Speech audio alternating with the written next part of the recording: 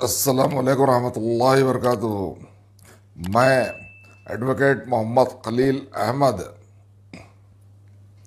President मुस्लिम सेवा संघ तेलंगाना, आप तमाम से मुखातिब हूँ और मैं हमारे फाउंडेशन के अपडेट्स आपको देना चाह रहा हूँ। और आप तमाम लोग मेरे इस वीडियो को शेयर करें और जो हमारे ताल्लुक़ से गलतफहमी फैलाई जा रही है, एक छोटी सी जमात जिसका नाम ऑल इंडिया मजलिस इत्तेहादुल मुस्लिमीन है, उसके सदर ने घनावनी हरकत की और उन्होंने उनके जो चैनल है चो टीवी 4 टीवी उस पर एक हमारा क्लिप बनाकर उसको पेश कर रहे हैं। तो हम इनके ऐसे छोचले हरबों से घबराने वाले नहीं हैं और ये लोग हमेशा मुसलमानों के ख़िलाफ़ ही काम करते आए हैं। इनकी तारीख़ यही बताती है। तो मैं आपको पहले मुस्लिम सेवा संघ के जो अपडेट्स हैं वो बताऊंगा। अल्हम्दुलिल्लाह आज हमने जो वेबसाइट जदीद किस्म का बना रहे हैं उसको लाइव किया है और बहुत सारी उसमें और तरक्की दी जानी है। इंशाअल्लाह ये काम 8 या 10 रोज़ में अंजाम दिया जाएगा और फिर ऑनलाइन मेंबरशिप के लिए आप तमाम लोगों को दस्तयाब होगा और ये दुनिया भर में कहीं से भी मेंबरशिप हासिल कर सकते हैं। हमने इसमें वो तमाम साइंटिफिक तरीक़े उसमें डाल दिए हैं और इंशाअल्लाह जो भी मुसलमानों की तरक्की और हमारी जो एम्स एंड ऑब्जेक्टिव्स और हमारे जो मकासद हैं उससे इत्तेफाक रखते हैं तो हमारी मेंबरशिप हासिल कर सकते हैं। और बहुत ही आसान तरीक़ा है, आप अपने मोबाइल से भी हासिल कर सकेंगे या लैपटॉप से भी हासिल कर सकेंगे या डेस्कटॉप से भी हासिल कर सकेंगे। फॉर्म की खानापुरी की जाए और फिर 100 रुपये QR कोड से बैंक अकाउंट में ट्रांसफ़र कर दिए जाए मेंबरशिप फ़ी। फिर उसके साथ आधार कार्ड मुंसलिक करके सबमिट करने पर आपको मेंबरशिप मिल जाती है। तो ये था मुस्लिम सेवा संघ का अपडेट और हमारा वेबसाइट का नाम हम आपको बता दें ताकि आप भी मुशाहिदा कर सकें। www.muslimsevasangh.in है। तो अब हम आपको बताना चाह रहे हैं कि हमने गरीब मुसलमानों के लिए तरक्की की गुंजाइश फराहम करने के लिए हम एक बसीरत लेकर आए हैं और ये बसीरत यही है कि आज मुसलमानों की ज़िंदगी ख़ते ग़ुरबत से नीचे हो चुकी है, जिनमें अक्सरियत है और फिर मुसलमान नाखानदा हैं और बेघर हैं, किराए के घरों में मुफलिसी की ज़िंदगियां गुजार रहे हैं। एक एक कमरे में 10-10 लोग ज़िंदगी गुजार रहे हैं। तो हम इनके लिए एक बसीरत लेकर आए और वो बसीरत यही है कि इनको मुफ्त मकानात फराहम किए जाएं। और हमने आज तक किसी से भी 1 रुपया वसूल नहीं किया फ्री रेजिडेंशियल हाउस स्कीम के तहत। और हमने सिर्फ 15 दिन काम किया तो हम पर इल्ज़ाम लगाया गया। जो 4 टीवी पर एक क्लिप दस्तयाब है, इनके मुताबिक असदुद्दीन ओवैसी जो हैदराबाद के MP है, उन्होंने हिदायत दी कि मोहम्मद खलील अहमद साहब एडवोकेट के मकान जाकर वहाँ पर उनके MLA और कारपोरेटर तहकीकात करें। तो ये साहब बार बार दस्तूर हिंद की दुहाई देते हैं और दस्तूर के तहफ़्फ़ुज़ की क़समें खाते हैं इनको थोड़ा भी कानून नहीं मालूम और ये बराए नामदार बैरिस्टर हैं। अगर कोई इनको मुश्किल आती और हम कोई गैर कानूनी काम करते तो पुलिस से रुजू हो जाते, पुलिस इंक्वायरी करती। लेकिन इन्होंने इनके एमएलए जो अहमद बलाला है उनको हिदायत दी और उन्होंने इनके कारपोरेटर जो बेहुदा हैं, जो एक लैंड ग्राबर हैं, जो मिनहाजुद्दीन के नाम से जाने जाते हैं, अकबरबाग के कारपोरेटर, उनको हिदायत दी कि वो हम पर हमला करें औरत गैंग की मदद से और फिर चंद गुंडा अनासिर की मदद से, और इसी तरह का हमला किया गया। लेकिन अल्हम्दुलिल्लाह इस हमले को हमने नाकाम बना दिया और हमारे पास सिर्फ 3 लोग थे, जिसमें मैं एक और 2 लोग थे जो मेरा बेटा है और दामाद है। इसके अलावा कोई मौजूद नहीं था। तो इनकी जो बुज़दिल फौज है 50 की तादाद में आई थी। तो ये तो सब जानते हैं कि जो आज ऑल इंडिया मजलिस इत्तेहादुल मुस्लिमीन के नाम से जो जमात बनी है, इसकी इजदाद और बुनियादें मजलिस इत्तेहादुल मुस्लिमीन पर बनी हुई हैं, जिसका एक सदर सरफिरा कासिम रज़वी हुआ करता था, जिसने रज़ाकारों की तंजीम बनाई और इसने एक सहीफ़ा निगार एडिटर का कत्ल किया जिनका नाम शोएबुल्लाह खां था, और यही कत्ल निज़ाम की हुकूमत को महंगा पड़ा और यूनियन गवर्नमेंट को पुलिस एक्शन करना पड़ा। तो ये जमात मुसलमानों के ख़िलाफ़ काम करती है और फिर मुसलमानों के इत्तेहाद की दुहाई देती है। आज 6 दिसंबर है और मुसलमान बाबरी मस्जिद आज भी चिल्लाते रह गए। जिस वक़्त बाबरी मस्जिद मुनज़्ज़म हुई थी, इसी जमात के सदर जो इनके वालिद है असदुद्दीन ओवैसी के, उन्होंने इसकी ज़िम्मेदारी ली थी कि वो बाबरी मस्जिद कमेटी के कन्वेनर की हैसियत से खिदमत अंजाम देंगे। और फिर जब मस्जिद शहीद हो गई तो फिर इन्होंने ऐलान किया कि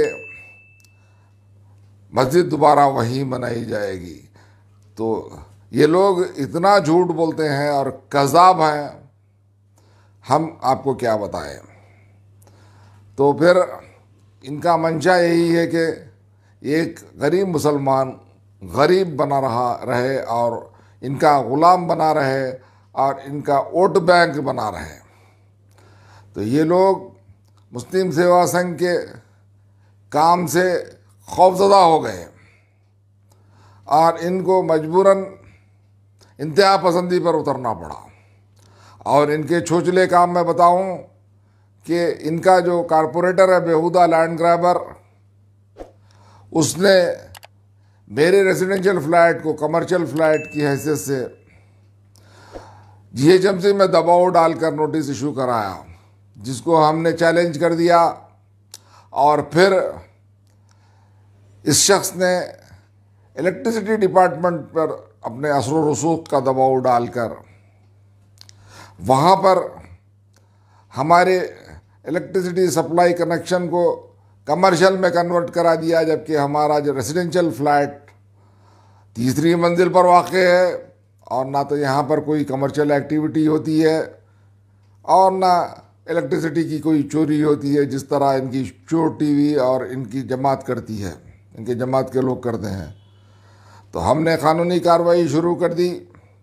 तो हम बताना यही चाहते हैं कि ये लोग किस तरह निशाना बनाते हैं।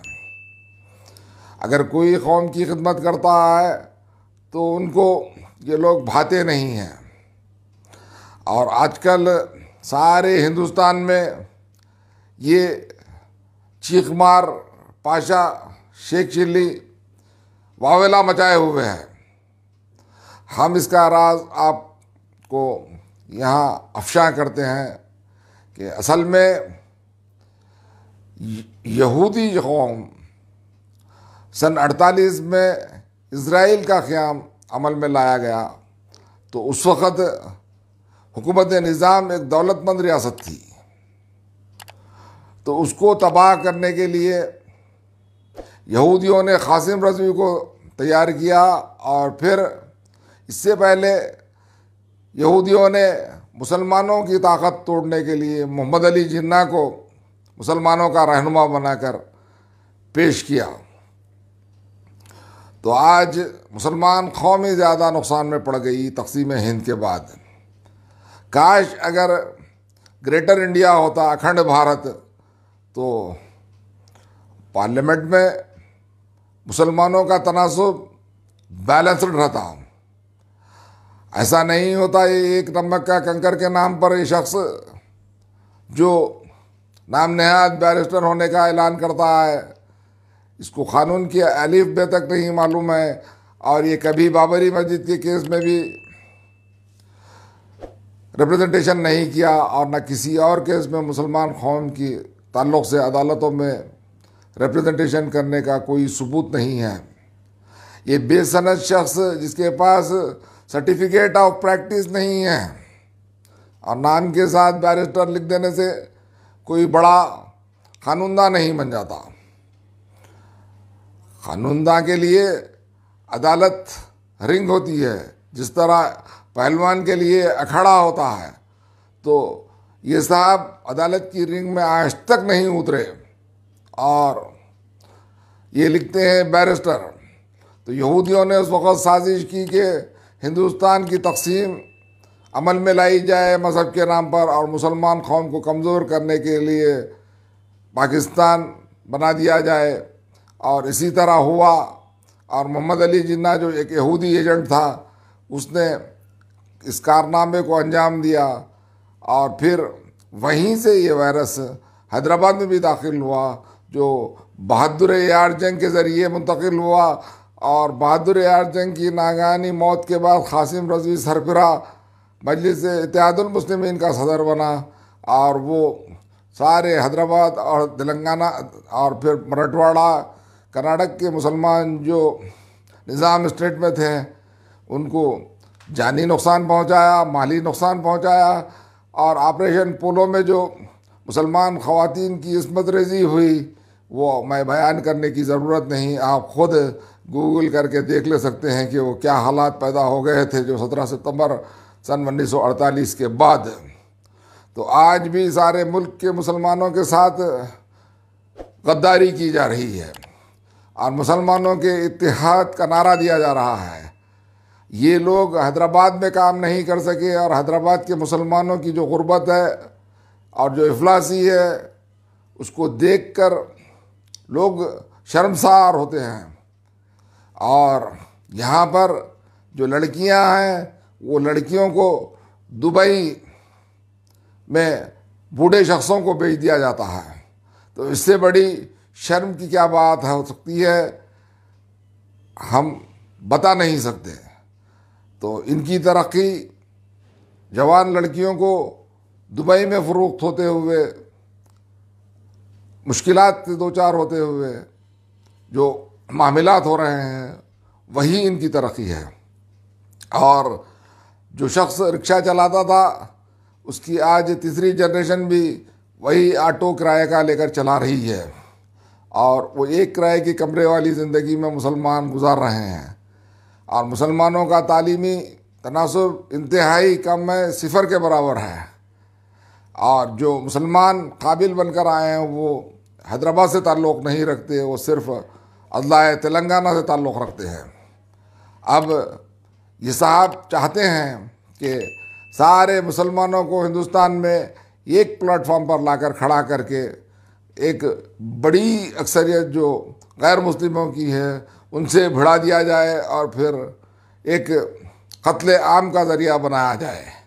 तो मैं तमाम आमतुल मुस्लिमीन को चौकन्ना करता हूँ इस बात पर कि एक मुस्लिम सेवा संघ गैर सियासी और गैर नफ़ाबख्श तंजीम मैंने क़ायम की, और मेरा विज़न यही है कि मुसलमानों को तरक्की और गैर सियासी तंजीम होने का हमने ऐलान किया। करने के बावजूद हमको मजबूरन ये छोटी सी जमात ने अपनी सियासत का शिकार बनाया और हमको आज बोलने पर मजबूर कर दिया। तो हम तमाम हिंदुस्तान के मुसलमानों को चौकन्ना कर देते हैं कि ये जो हैदराबाद से छोटी जमात आई हुई है वो मुसलमानों को गैर मुस्लिमों से बढ़ाने का इरादा रखती है और मुसलमानों की माशी तरक्की में और मज़ीद रुकावट और बेरोज़गारी को बढ़ाने और उनकी जायदादों को तबाह कराने के मंसूबे को अमल करने पर कारबंद हुई है। तो जाहिर सी बात है, जब मुसलमान एक तरफ जमा हो जाएंगे मुल्क के 12% या 14%, तो 86% आबादी फिर एक जगह जमा हो जाएगी। तो ना तो मुसलमान हुकूमत कर सकते और ना मुसलमान रोज़गार हासिल कर सकते। जब तक कि कौमी यकजहती और फिर दीगर अक़वाम से मेल मिलाप और दोस्ती हमआहंगी ना रखी जाए, उस वक़्त तक तरक्की मुमकिन नहीं है। और हमारे नबी सल्लल्लाहु अलैहि वसल्लम की सुन्नत भी यही है कि उन्होंने जैसा ही मक्के से हिजरत की तो मदीने में यहूदियों से माहदा किया, गैर मुस्लिमों से माहदा किया और फिर उसी माहदे के नतीजे में आज इस्लाम परवान चढ़ा। ये नबी सल्लल्लाहु अलैहि वसल्लम की दानिश थी। नबी सल्लल्लाहु अलैहि वसल्लम ने कभी गैर मुस्लिमों की मुखालिफत नहीं की और वो अपने आप को रहमत आलमीन का दर्जा पाए। और हम जिस रब की इबादत करते हैं वो रब्बुल आलमीन है, न सिर्फ मुसलमानों का रब है बल्कि तमाम कौमों का रब है। तो हमारा मज़हब ये सिखाता है, लेकिन ये छोटी सी जमात क्या सिखाती है कि मुसलमानों का इत्तेहाद, मुसलमानों की आवाज़, ये लोग मुसलमानों के लिए कुछ नहीं कर सकते, सिर्फ मुसलमानों को मारना, मुसलमानों को तबाह करना, मुसलमानों को भिड़ाना, लैंड ग्रैबिंग करना, वफ़ की जायदादें बेचना, करोड़ों रुपए के महल बनाना, ये इनका शेवा है। इनके इद्दात की माली हालत को अगर हम देखें तो इनके पास फूटी कौड़ी नहीं थी और किराए के मकान में इद्दात गुजारते थे। आज इनके महलात तामीर हुए हैं और ये एक एक महल में कई लग्जरी गाड़ियाँ रखते हैं। तो फिर ये सब दौलत कहाँ से आई? इसका हिसाब किताब तो होगा एक रोज़ और मुसलमान कौम खुद लेगी। मुसलमान कौम जब होश में आ जाएगी तो घेराव कर लेगी आपके दफ्तर का, जो आपने ही सिखाया है कि किसी के घर का मुहासरा कर लिया जाए और आपके गुंडे इसी तरह काम करते हैं। तो एक ज़माना ज़रूर आएगा कि मुसलमान दारुस्सलाम का घेराव करके आपसे हिसाब किताब मांगेंगे। जब ये दिन आएगा तो फिर आप न जाने कब फरार हो जाएंगे, हम बता नहीं सकते। तो आप लोग मुसलमानों की तरक्की नहीं चाहते, हम यही चाहते थे। मुस्लिम सेवा संघ का विजन यही है कि गरीब मुसलमानों को मकानदार बनाया जाए और मकानदार बनाने के लिए औक़ाफ़ की ज़मीनात को मुस्लिम सेवा संघ लॉन्ग लीज पर हासिल करना चाह रही है और फिर वहाँ पर क्राउड फंडिंग और हुकूमत की मदद से मकानात तामीर करके गरीब मुसलमानों को देना चाह रही है। तो हम ऐसे कार्य खैर में मसरूफ़ थे तो इन्होंने हम पर हमला करने की साजिश की और हमको झूठे मुकदमों में फंसाने की साजिश की और तरह तरह के मुसीबतें तोड़ने की साजिश की। तो मैं उत्तर प्रदेश के मुसलमानों से भी यही अपील करता हूँ कि आप अगर अपनी बर्बादी चाहते हैं तो इनको अपने शहर में या गांव में जगह दीजिए, वरना जहाँ दिखे लौटा दीजिए। इसी में आप लोगों की भलाई है, वरना आप ग़ुलाम बना लिए जाओगे और आपकी जायदादें जो चाहे वो वक्फ की हों या ज़ाती हों वो ख़तरे का बायस बनेगी। और मैं बताऊं कि जो शख्स मुसलमानों की बात करता है उसके कारोबार क्या हैं। दारुस्सलाम बैंक से सूदी कारोबार चलते हैं और मुस्लिम सेवा संघ ने ऐलान किया कि सूद के ख़िलाफ़ जंग करेगी और मुस्लिम सेवा संघ बिना सूदी कर्ज़े फराहम करने के लिए कोशिश में लगी हुई है और एक इस्लामी कोऑपरेटिव बैंक के क़याम के लिए कोशिश कर रही है। अभी तो हमने 1 माह से भी कम अरसा हुआ आपके जो बुनियादें हैं उसको हिला दिए हम रास्त नहीं रहे, आप खुद महसूस किए कि ज़लज़ला आने वाला है, और आपने अपने कारिंदों को, अपने गुंडों को, अपनी औरत गैंग को हमारे खिलाफ खड़ा कर दिया और करके ये बात साबित कर दी कि आप इस्लाम दुश्मन है, मुस्लिम दुश्मन है, गरीबों के दुश्मन हैं। और आज ये गरीब मुसलमान यही पूछता है कि वो क्या वजह है कि मुस्लिम सेवा संघ के कामों में ऑल इंडिया मजलिस इत्तेहादुल मुस्लिमीन ने दखल अंदाजी की और गुंडागर्दी से रोकने की कोशिश की। तो हमने यही कहा कि इसका जवाब हम नहीं देंगे, कौम खुद समझदार है और कौम खुद समझेगी। आज हैदराबाद में हमारे 2 लाख से ज़्यादा वॉलंटियर्स हैं।